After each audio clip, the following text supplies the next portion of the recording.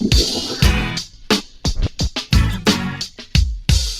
there's all kinds of different people in this world.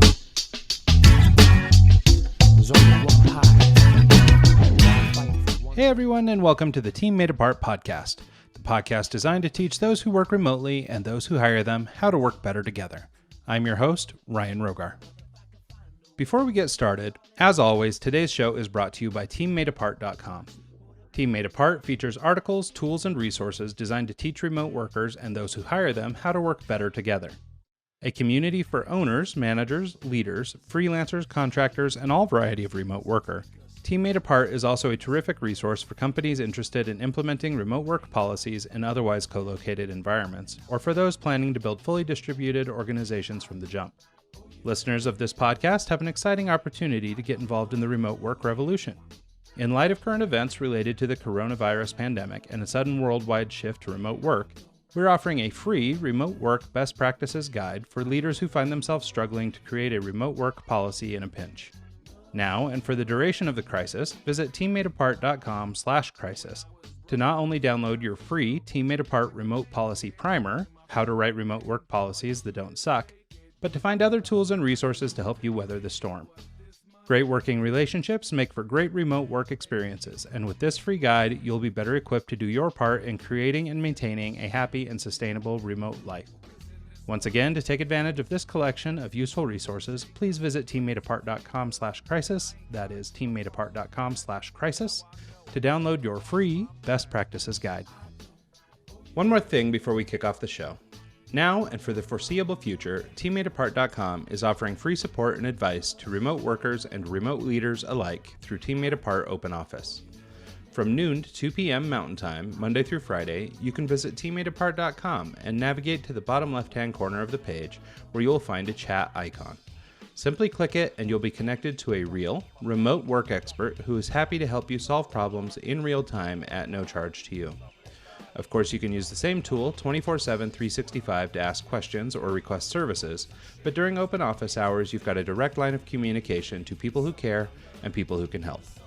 Once again, from noon to 2 p.m. Mountain Time, Monday through Friday, simply navigate to teammadeapart.com, find our chat icon in the bottom left-hand corner of the page, then click for instant support when you need it at no cost to you. Take advantage of this special program while it lasts, and now, back to the show. Today's special guest is Theresa Sigillito Hollema. Theresa is an experienced facilitator and consultant who supports individuals and teams in developing the competencies to collaborate and succeed with colleagues and stakeholders across the globe.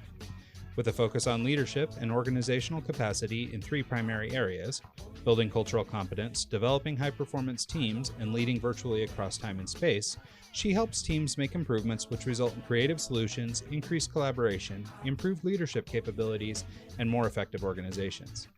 In addition to her consultative efforts, Theresa is also the author of Virtual Teams Across Cultures: Create Successful Teams Around the World, the new book coming in July 2020. Here to discuss overcoming cultural differences across globally distributed teams and so much more, join me in welcoming our guest, Theresa Sigillito Hollema. Hey, Theresa, how are you? Hey, Ryan. Good to see you. Thanks for inviting me here. Absolutely. I'm so grateful to have you here on the show. I recently have read some of the work that you've been working on, and I'm so excited by your subject matter and all the work that you're doing. I'm really excited to get into this. But maybe before we start down that road, let's talk a little bit about who you are, where you come from, and where you fit in the sort of the remote work world. Certainly. Thanks. So I have a business background. I have an MBA, and I came to Europe about 20 years ago. So right now I live in the Netherlands. I'm an American by background, but living in the Netherlands. Came over to Europe. I was working on business projects. And for me, what was really interesting was the cultural dynamics. So about 12 years ago, I became a cultural consultant, sort of pursued my passion. That was very interesting, really liked it. But I thought you can only go so far with teams. So thereafter, I became a team coach. And then about 7 years ago, my clients were saying things like, we want to understand what it's like to work virtually. So I started pursuing that as a topic as well. So if I bring all three of those together, I support global virtual teams and also leadership and becoming part of that team as well. Yeah, no, I think that's really great. And I mean, now more than ever, especially as technology is permitting more and more connectivity across the planet and everything, I think, remote work is starting to come into, I don't know, I sort of describe it as the crux, sort of the middle of the two lines are crossing, and we're sort of getting into this sweet spot of remote work, where we've got technology and cultural understanding and things like that. But to that end, will you sort of describe what culture is? I think that this is one of these terms that gets bandied about a lot. And I know that for a lot of people, I hear it miscommunicated a lot, where people confuse a sweet ping pong table for culture. And I think it would be great if people understood just basically at a core level what culture is. Okay, well, good. Thanks for that question. I'm going to take a step back and answer your sweet spot. I think that's really interesting as well. Things are coming together. Because what I notice is that a lot of people are speaking about remote work and working virtually and writing some really good work. And a lot of people are speaking around culture and understanding cultural diversity and writing some really good work. And so my sweet spot is bringing both of those together. And you're right, the technology allows that to happen. But I think understanding what really happens to us when we're working from a distance and we're working with people who are culturally diverse is an area that I spend my time. So you asked, what is culture? What is culture? And there are many different many definitions out there. I like to think of culture as the way we do things, how we give meaning, how a group of people give meaning to their lives and how they go about their lives. And part of that is, I like to reference Edward Schein at MIT. He thinks of culture like an onion, that you peel away at an onion and you get to the heart of the culture. So for instance, the things on the outside of the onion are the things that we see when we look out the window. So the architecture, the clothes, the food, the things that we often attribute to culture. But culture is actually quite deeper. And the next level, according to Schein, is this idea of norms and values, what we ought to do and what we think are right to do. And then there's even a deeper level of culture, which we call basic assumptions. And these aren't things we really talk about. This is just part of who we are, part of our groupings, how we go about and how we give meaning to things. And that's the area I find very interesting. What are the assumptions that drive our behavior when we're working with different cultures? Well, and it makes sense, right? I mean, each of us are sort of born into our own thing, and it is really hard. I mean, we all say the words that we need to practice empathy and we need to understand other people and all these things. Like, we get all that stuff, but you almost don't realize how much is sort of born into you until you get out and you start working with other cultures and start actually seeing the differences in people. I know that was my case. I mean, as a young person born here in the United States and everything, we traveled a lot to like places throughout the United States. And sure, there are little cultural differences, little pockets in the South or little pockets, out East or in the West, in places like that have sort of their own taste or their own flavor.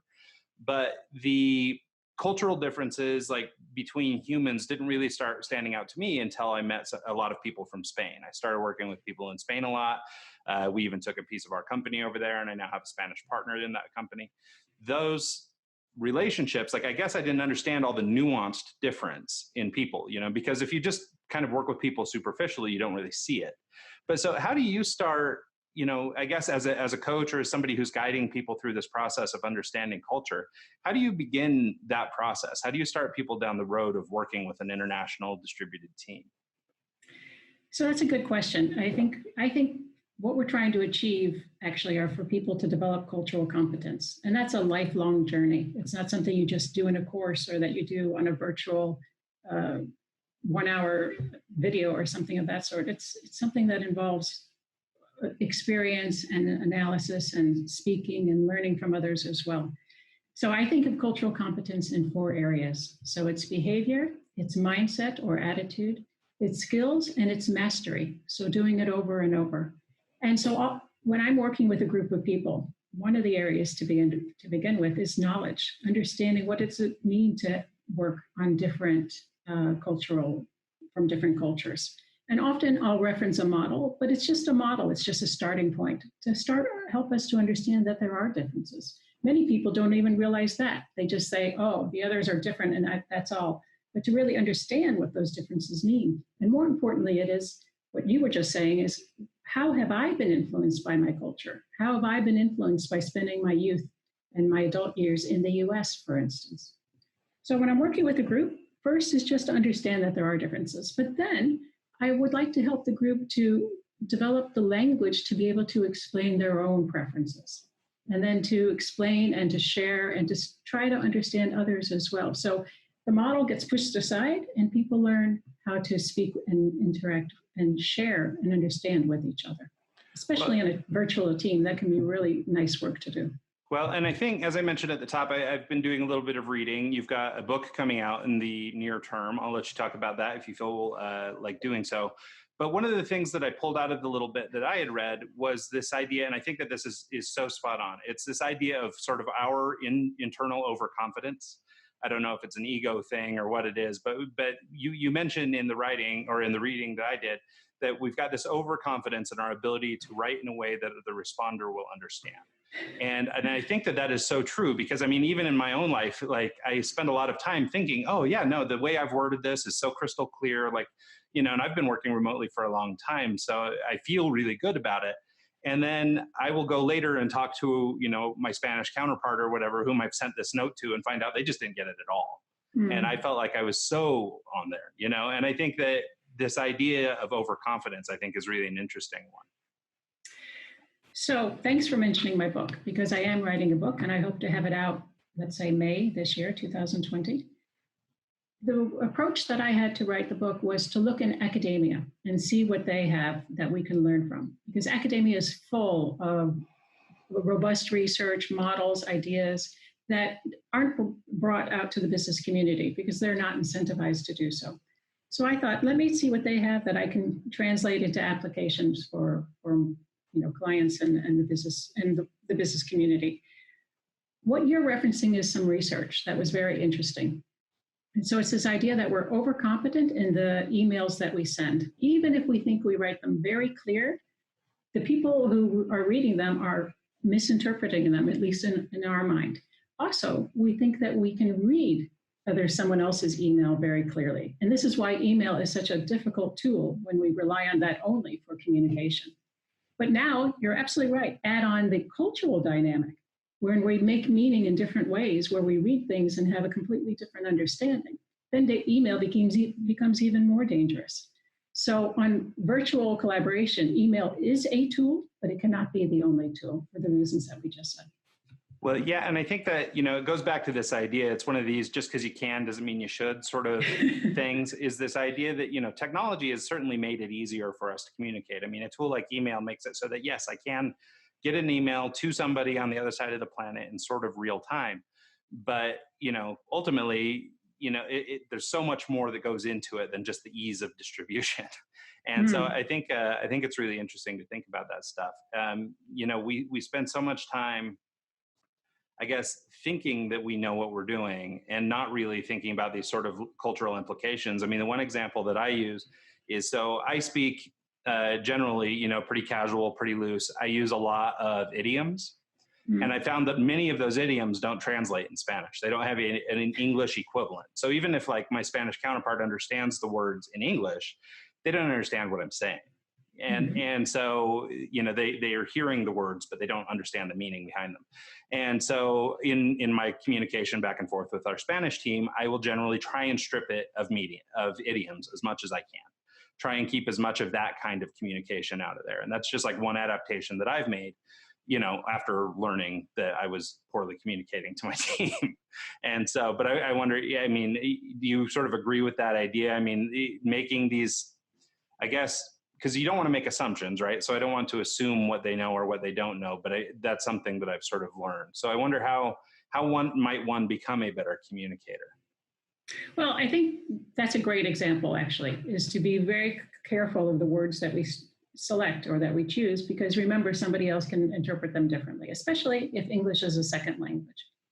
But I think the challenge for working virtually is that I suggest, and it's best practice for people to develop cultural competence, but we have to do it actually without going to the other countries. We have to learn how to work abroad by actually sitting in our own seats. And I think that's an interesting challenge that we have to appreciate when we're working virtually. But there's other dynamics of how culture impacts working virtually. And in my book, I mentioned 3 areas, if you recall. The first area is what we've just been talking about. So someone from Spain has different assumptions from the US. Communication is different. How we make decisions is different. How we build teams is different. And so if we don't understand that, then we're frustrated because we're expecting the others to be the same. So there's an understanding of that diversity that's in. So the second way that culture impacts virtual teams is how we think of people who are distant. So for instance, as humans, we think of things that are far away as more abstract. So if you think about a day in your agenda in June, maybe you kind of know what you need to do, but you don't really have a strong emotion to it. And you certainly don't know the detail. It's quite abstract. But tomorrow, you know exactly what you need to do. You know where you need to be, who you will see, how you're going to prepare, how you're going to get there. And you may even have an emotional attachment, like joy or dread, depending on what's in your agenda. And as humans, we think of people like that as well. So my colleagues that are close by in the same office, Joe was late this morning. Sue is really a nice person, and Tom did a great job on that presentation yesterday. But my colleagues in France, they are all French. So we think of them as being very abstract. And that can be a bit difficult because that doesn't help us to be close to those that are far away. We don't feel a real close connection. But on a detrimental level, it can also feed into an us versus them. So that my colleagues that are close by are part of my group, and those that are far away are them, in a very abstract level. And often that abstract level descriptors that we use are on a cultural level. They are French, and my colleagues are American or whatever, but at least they are part of me. And so that's the second way that culture can impact a virtual team. The third way is kind of interesting because if you are in an on-site meeting and you turn off and you finish the meeting, everyone is in the same location. Everyone walks out the meeting room and they smell the same air.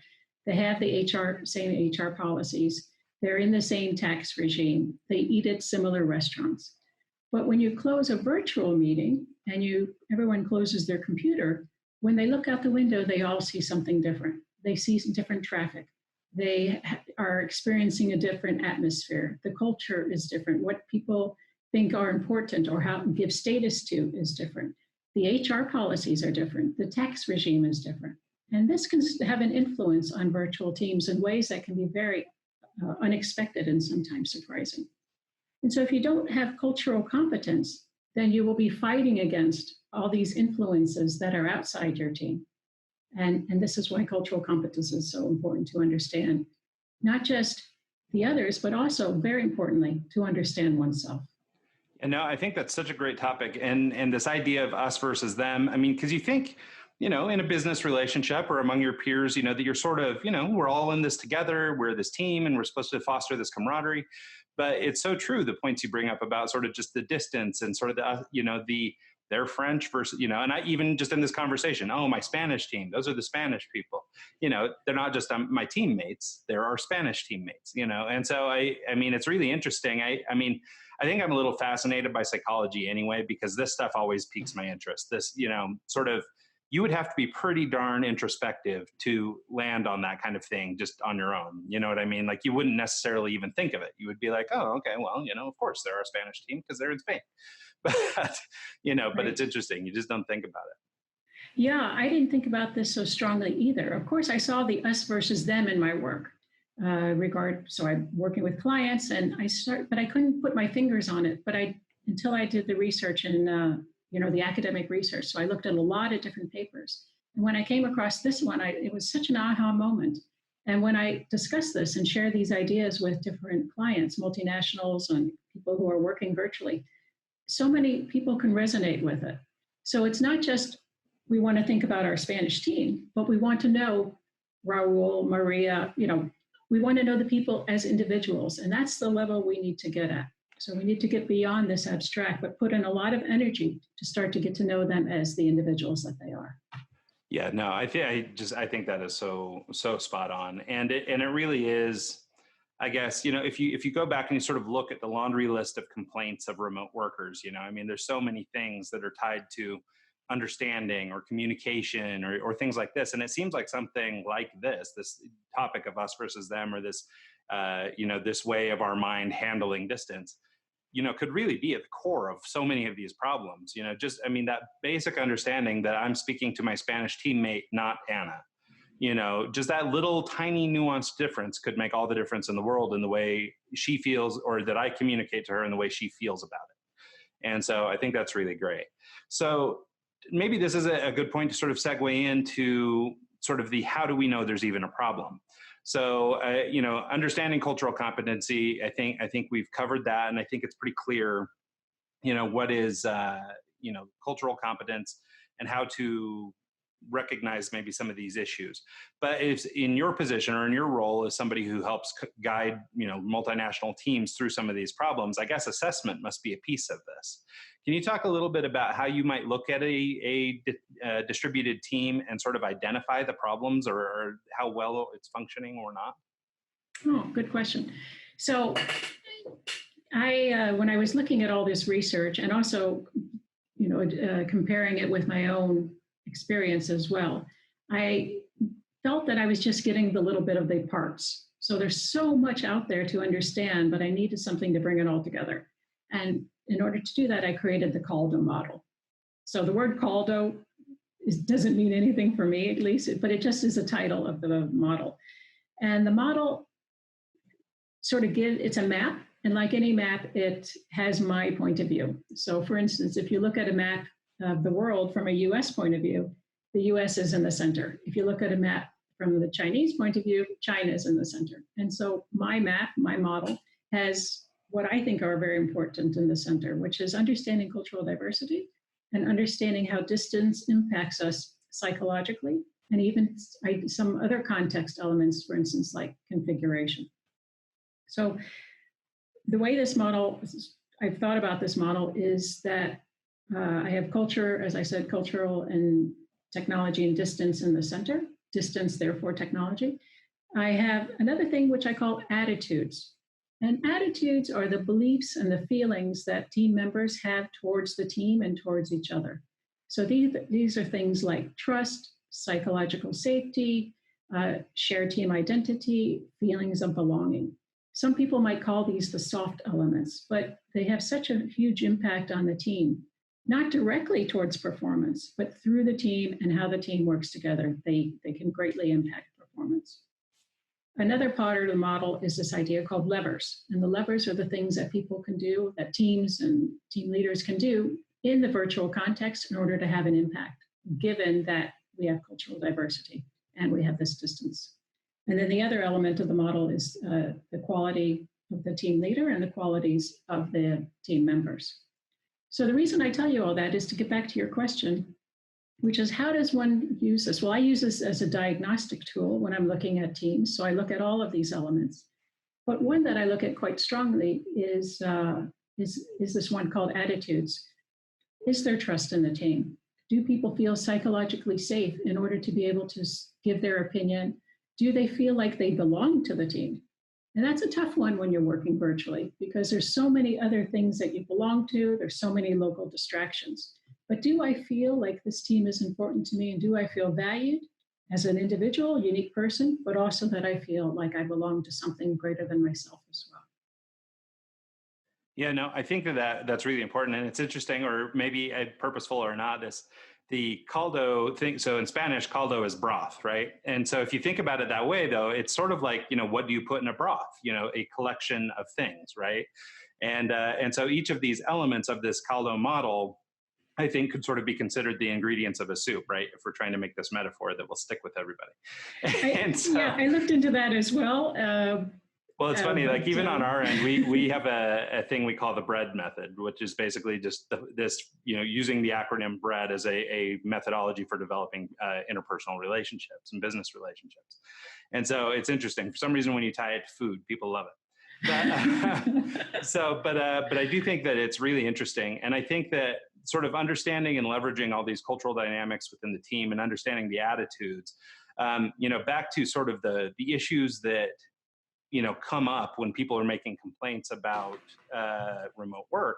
so much of it has to do with trust and the way that you feel, and these are the intangible things, they're not the stuff that we can measure easily, but they're maybe the most critical components of this. And so I wonder how you sort of look at those. And then if you're, trying to help someone solve problems in those spaces, like, how do you help your clients improve in these kinds of situations? Yeah. So, for instance, if there's a trust issue, first I would look at the configuration of the team. How is the team set up? Where is everybody? Because that already can give some issues on its own. So, for instance, are there minority, majority groupings in the team? Are there places, certain places where the team leader is and therefore is not in the others? Or perhaps there are people located at the headquarters. So I look at the configuration because this can have an impact on how the team operates together, how they interact with each other, which can then feed into trust. Another element, of course, is that different cultures build trust differently. Some people need to spend time together, even virtually, to get to know each other, to understand each other, because I'm not just working with an email, I'm really working with a person, and I'd like to know who that person is, and therefore I can build trust. On the other side, some cultures say, well, I'm working with somebody with competence, and therefore that's how I can build trust. So we have different ways of doing that as well. And then in the virtual space, of course, it makes it difficult to just go out to lunch and get to know each other, or that our kids go to the same school. That doesn't happen in the virtual space. And so interestingly, we have this concept called swift trust. So what they're showing in some of the research is that people arrive ready to trust. And that's why you can have very short-term projects and be successful, is because that swift trust is still remaining. But swift trust is, as its name says, very short. And therefore, it has to be replaced by real trust. Now, going back to my scenario, let's say you have the Spanish and the Utah teams, Spanish and American teams working. If I gave you a task, you'd say, let's just give it to the Spanish team, or let's just give it to the American team. Efficiency, logic, okay. But actually, if you want to build trust in your team, you might want to consider having one Spanish person and having one American working on that task together, even though technically and in the collaboration, there's collaboration costs because there's time zones, technology, and all that. But it's through working together that we start to build trust on a team, because we get to show each other that we are reliable. But it's also through those conversations that we start to get to know each other as people as well. So I would start to really look how the team is interacting towards building trust, whether they're really putting energy into that, and how the team interacts and collaborates together. Yeah, I think there really is something to sort of that mutual accountability, when you're sort of both on the line for something, and just in the world of remote, if you can be doing this with two teams who are, disparate from one another, I think it's a really great opportunity to sort of, I guess, almost force trust. Like, I have to rely on you because we got to get this done. Well, yeah, we start to learn that each other is reliable, but we also start to have conversations through working together to know each other as people. So it's a double win. So one configuration you mentioned in your book, I think, unless I'm slaughtering this, so correct me if I'm wrong, but I think it's really interesting, and I've actually heard of similar things elsewhere, is this idea that one configuration that can be successful is when when your isolated person is a team leader or somebody critical to the success of the team. So perhaps you have a sort of co-located team, maybe you have 3 or 4 people in an office in Amsterdam, but your manager is in France or something, or maybe further away even. But I think that there might be something to that configuration. Can you talk about that a little bit? Yeah, so as I mentioned, configuration is pretty important. In my book, I do spend some time looking at the different configurations and the challenges and advantages. And you're pulling out one of them, which is, you're right, it is kind of interesting. So often we think that if a team has an isolate, so one person on their own, actually it's pretty challenging for that one person to get engaged. People ignore them, or they have a hard time getting their voice heard, and that's true, except if that one person is the team leader or somebody really critical for the team. And if that person is one of those two, then it forces the rest of the team to develop processes of communication, to be more consequent on certain disciplines and things like that. It was really interesting because, I heard this and I read it and I thought, oh, And I actually came across it in one of my clients. I was interviewing a gentleman named Tony, who is an isolate manager. Before that, though, he was part of a virtual team where it was much more mixed. And now he came into a situation where he was the isolate and the rest of the team was located. He was located in Denmark and the rest of the team is in Poland. He was nervous. He was wondering how this was going to work. But he found, in fact, that it worked very well because they became very self-sufficient. They were taking care of things and dealing with issues that if they were together, they would have gone to him. But they took on and developed themselves so that they ended up just coming to him for strategic issues or real problems or things where they needed stakeholder support.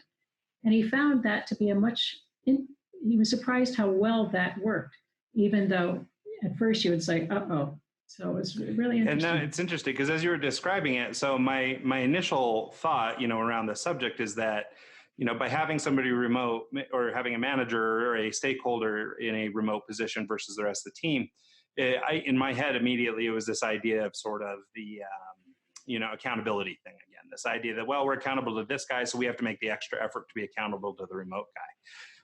And that was sort of where my logical brain went. But now hearing what you're describing, this idea that they were actually empowered to move forward and do more with their work and maybe, go to levels where they weren't looking so much for approval day to day, ultimately, and maybe big decisions and stuff like that, but sort of the day-to-day operations, they were able to keep things moving and really only ping him, when needed versus, walking down the hall and just knocking on his door for every decision. I think that's a really interesting insight.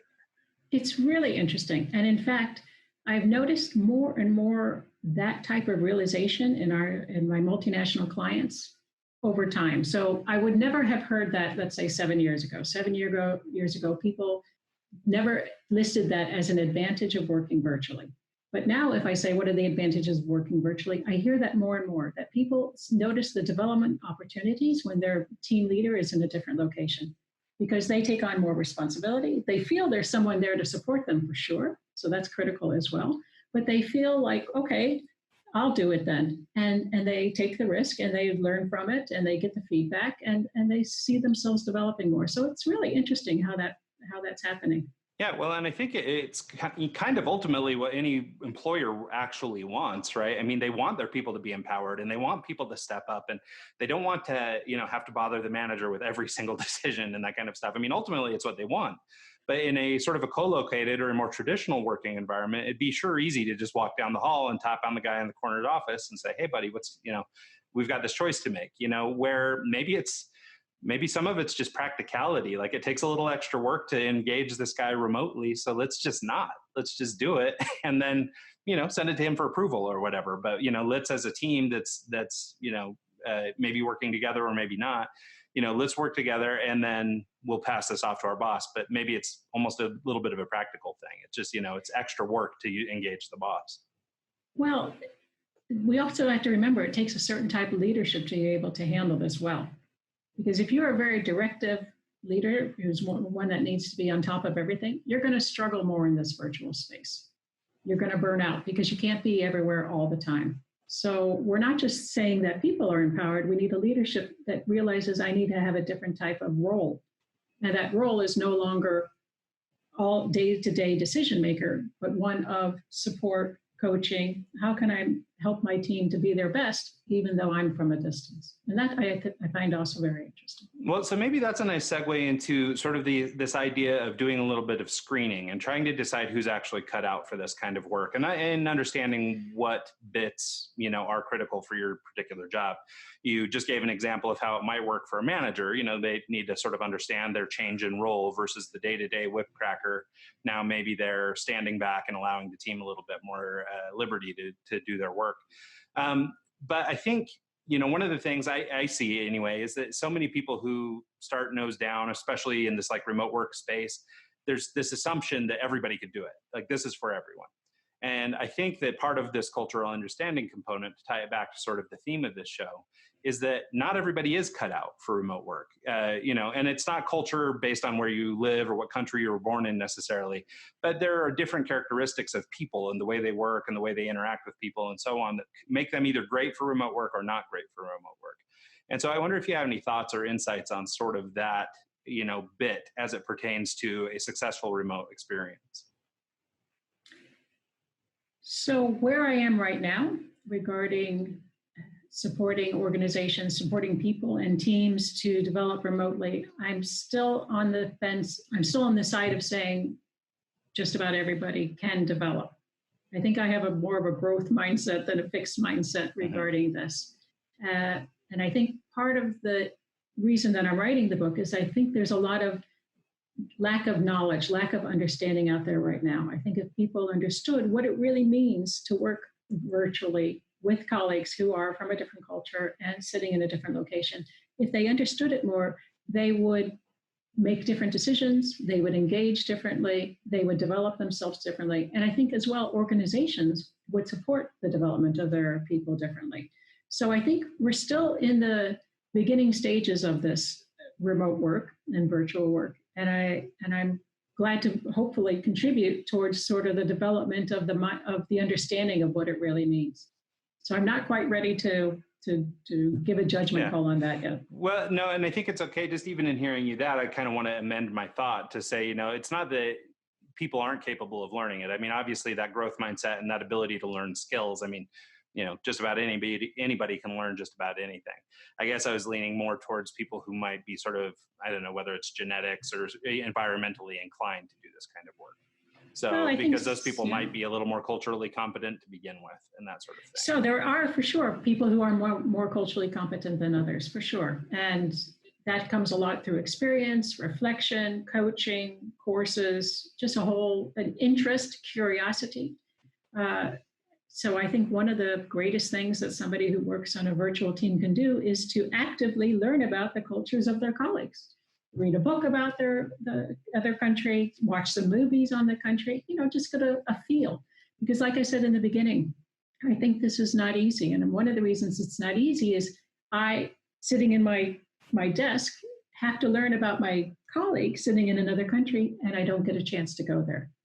And so it takes extra effort to find out what it's like for her or him to live there. And part of that is listening to her or him, but part of it is also on my own learning about the other countries. Yeah, well, and I think it's something that, for people who've listened to the other episodes in this podcast or have read any of my writing, one of the things that I spend a lot of time on is this idea of intention, right? And I think so many of our problems, in the remote workspace and honestly just sort of in life and in relationships and everything is so much to do with having the right intentions or putting energy into things, right? So as you're mentioning, to overcome us versus them or to overcome sort of minority culture and things like this, like so much of it is about just putting in that little bit of extra effort, not coasting through all these relationships or coasting through your job. Rather, you're actively taking a part in it. And I think that that's kind of the point you're making is that, all this stuff can be made better by putting more effort into it. Yeah, I agree with you, Brian. I agree with you very much. And I think that this is why I'm sort of banging the horn banging the bell around cultural diversity and developing cultural competences, because I think it needs to be included in all of those things that we're learning regarding working virtually and having the intention to develop to be able to do that well. Yeah, I totally agree. So we're starting to get sort of near the end of this, but there's one topic I really wanted to squeeze in before we wind down here. And it's one of the things that I pulled from your what will eventually be your book. And I can't wait for everybody to get a hold of it. I mean, I just read a little excerpt. Thank you. But that little bit that I read was so impactful. There's some really great information in there. And so I can't wait to see the whole thing. But one of the ideas that you talk about, and again, maybe this comes back to assessment or just sort of understanding global virtual teams, is you sort of describe that they fall into these three different categories. And you call them destroyers, equalizers, and creators. And I think this goes back to organization and the way that teams are built and the type of work they do and all these things. But it's kind of a complex topic. And I wondered if maybe you would sort of explain that a little bit. Yeah, thank you. So it is a complex topic, and it's not mine. And I'm sorry, I forgot the names of the professors where this is coming from. But we can put that in the show notes maybe. Sure. But there are two professors who looked at a variety of different teams, multicultural virtual teams. And they realized that they could put them in three different categories, as you mentioned. So the first one is destroyer. These are teams that are just losing value.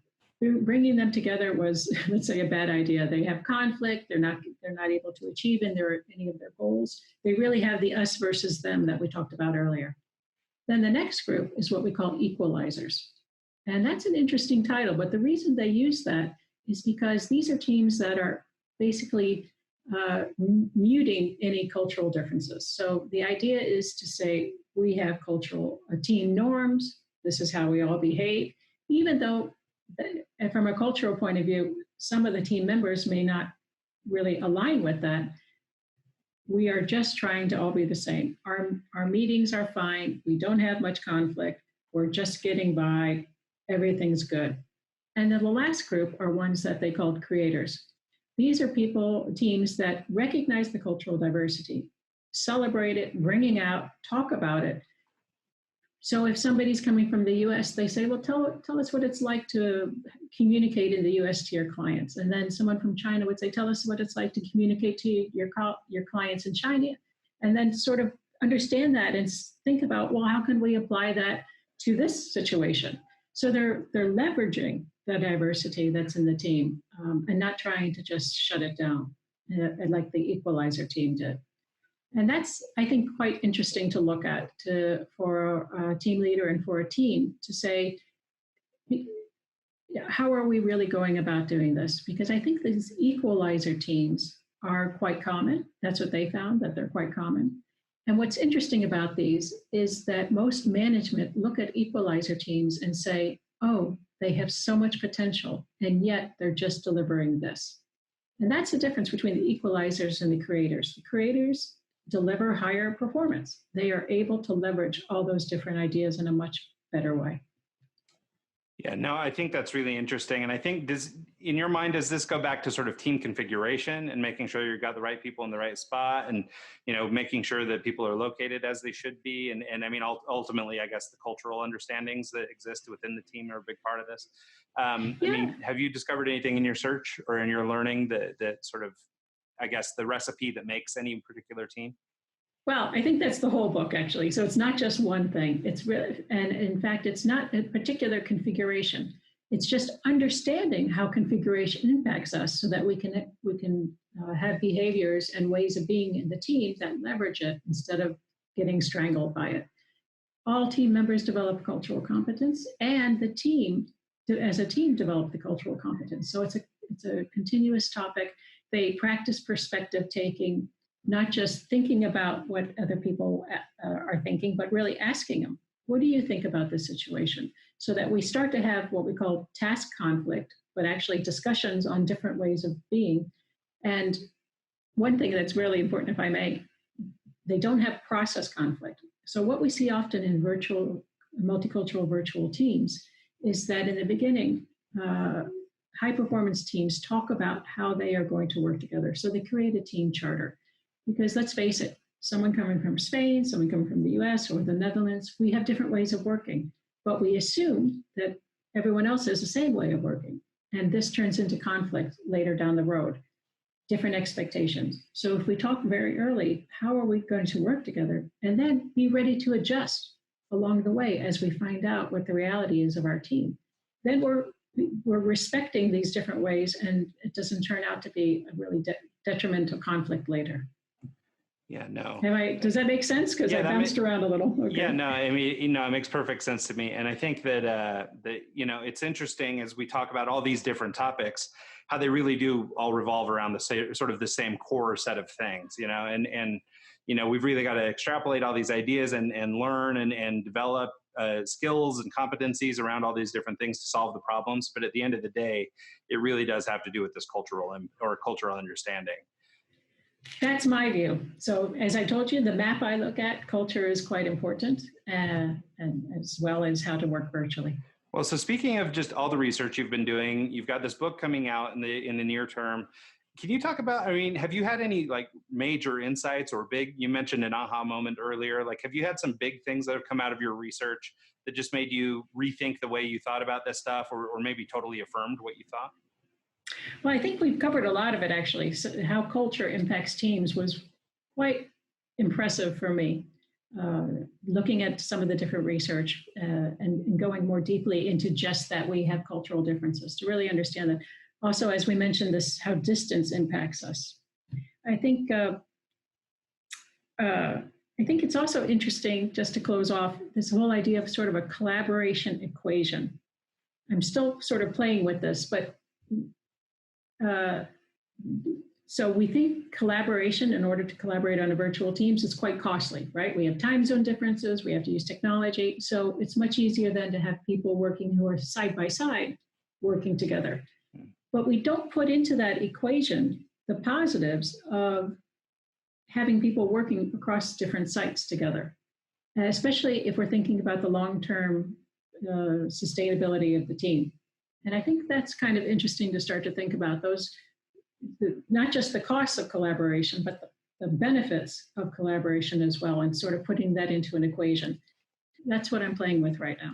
No, I think that's amazing. I mean, there are so many people, companies and all these people that are really looking for ways to, I guess, sort of rationalize the idea of remote work, or, and so much credence is paid to like ROI and things like that. And, I think the more that we can develop tools and resources that allow people to, quantify how this is working in the grander scheme of their business or in their corporation or, whatever it is they're doing. I think it's really valuable to try and develop those things, because I see so much stuff, that people just throw out and kind of just say words that sound buzzy and cool, and it must mean something. And you sort of understand it at this really high level, the two words they've put together or whatever it is. But the deeper understanding is just missing. And I think breaking it into something actionable, like an equation, would be really, could be really impactful. Great. Yeah. So, well, cool. So Theresa, just to sort of wind down, let's, where can people learn more about you? If you'd like to plug your book or sort of talk about what's coming, that would be awesome. And then just let people know where they can find you and learn more about the work you're doing. Thanks, Ryan. Well, they can find me on LinkedIn for sure. I also have a website, interact-global.net. So you're absolutely welcome to that. And if you go there, you can also sign up for the newsletter. So I don't spam you and put lots of information daily, not at all. It's something like once a month or once every 2 months. And that's also a way to keep up to date on the book as well. Awesome. Well, cool. Well, we're sure looking forward to it. I am specifically looking forward to the book, so I can't wait to see it. Thanks so much for joining us here. I can't wait for people to hear this stuff, and hopefully, this will help build better teams. Well, thank you, Ryan. It's been really a pleasure. Thank you very much. I don't owe you anything. I don't owe you anything.